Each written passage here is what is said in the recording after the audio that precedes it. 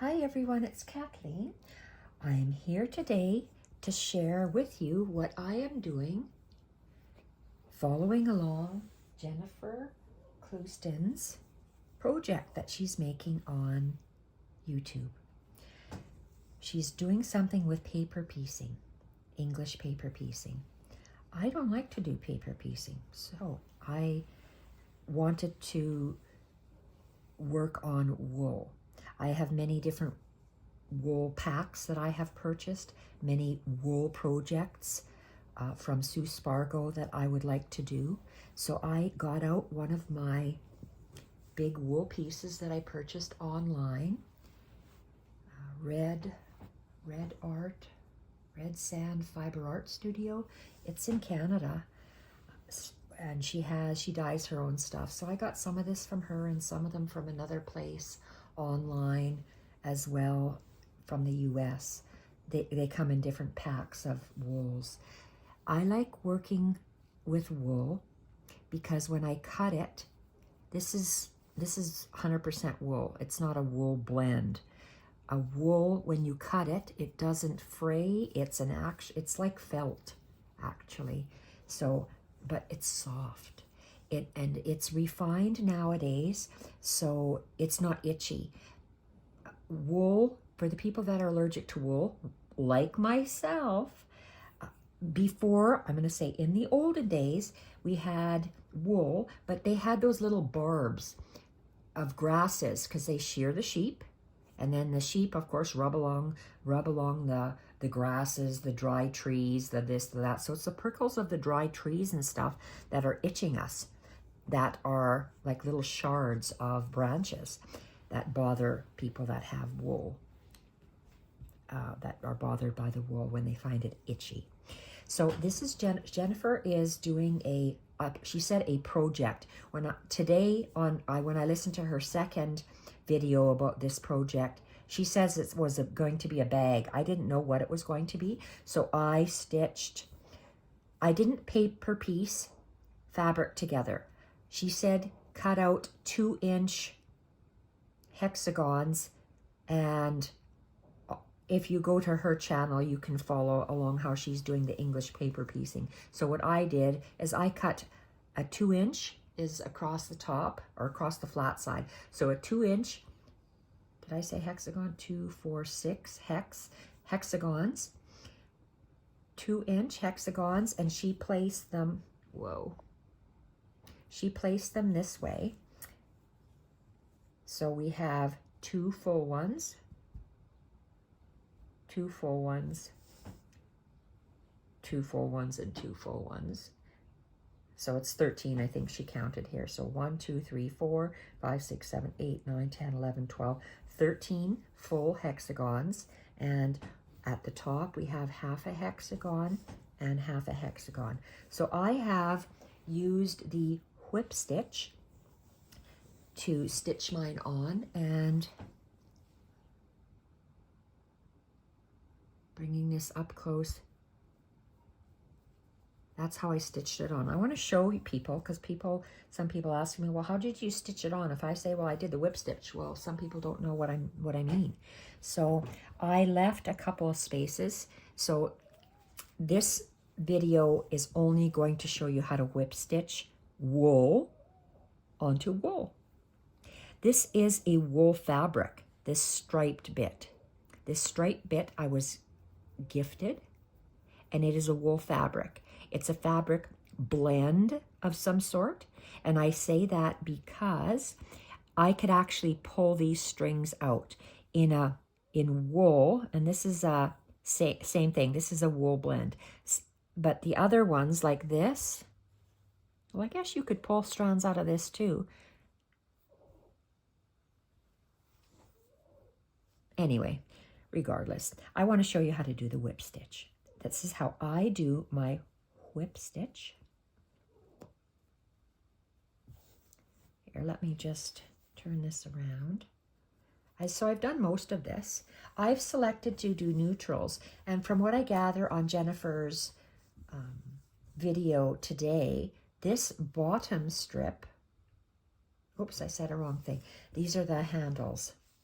these two are sticking out, and then we have, it looks like we have a big rectangle and two little bits. So these little bits are the bottom, what she's working on. So I'm assuming the bag would be something like that.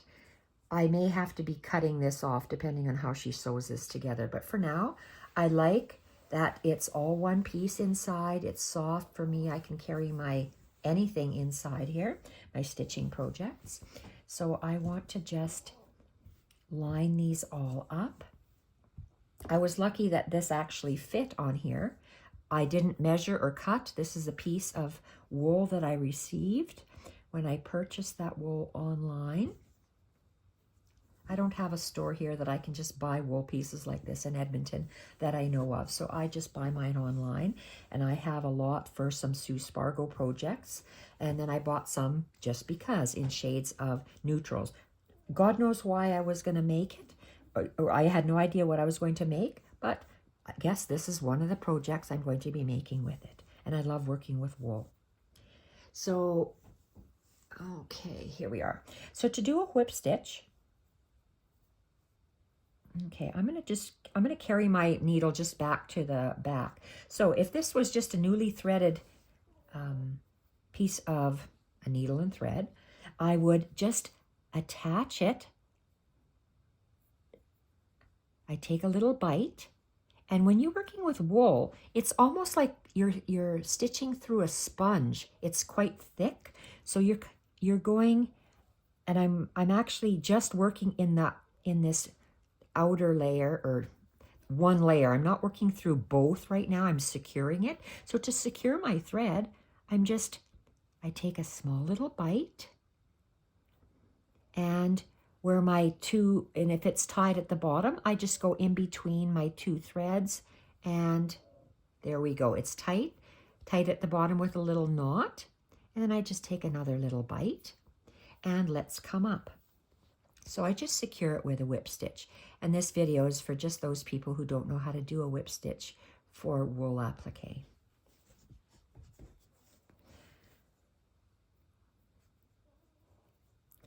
I have, okay, let's just continue with this wool applique. So I'm coming out on the background fabric, and I'm pulling my thread.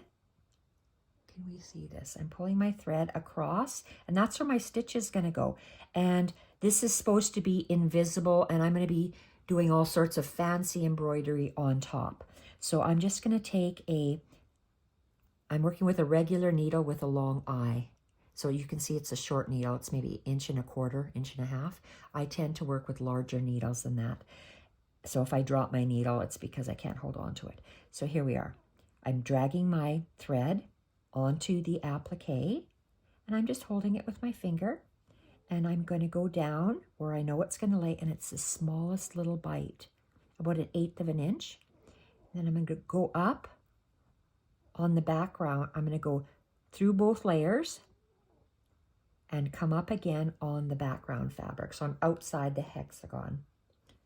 Lay my thread across, hold it down with my finger, go in through both layers, and come out on the outside. So you just have these tiny little dashes going across. Sue Spargo will say use the same color of thread for the like if I'm sewing on this off-white, my thread should be off-white. But I don't want to change threads all the time. I'm just going to find a thread that kind of blends in with all of mine, and I'm going to go to town. But do whatever you like. There's if you want to match your color so you don't see it at all, get a off-white. If you're using an off-white wool, use an off-white thread. I just used one. And bring my thread up and across, hold the thread, and down through both, up on the back. Lay my thread down through both, up on the background fabric. Lay my thread down through both, up in the background fabric on the outside of my hexagon. lay it across. I'm just going to go to the tip, and then I'm going to close this video off. So this is just to show you what I'm doing when I'm working on Jennifer Clouston's project that she's doing. Apparently it's she called it today a bag or a clutch. She didn't call it, oh, that I could remember anyway, when I was trying to figure out. I watched it about 3 times thinking I just can't hear, but I just couldn't hear what she was making. So today I found that it was a clutch or a bag. So this will be a good bag to, and I don't like to, if you, English paper piecing is an art form. You either love it or you hate it. I don't particularly like it because it's fiddly. It's hard on my hands. Other people like it. That's great. I love looking at it. I love the artistic work on it. It's just for me personally, in my hands, I can't do it. Just too small for me. And sewing through paper is just not a thing that I personally enjoy. I say that as I'm doing sewing on paper journals. It's just like mending. I was working on that beautiful sewing caddy, and it was actually from the pattern that I got online from Jennifer Clouston. That it was like pulling teeth for me because it's a sewing pattern. It's like as if I was back to sewing dresses, and I can't do that anymore. I just don't have the patience. So to end this off, here we go.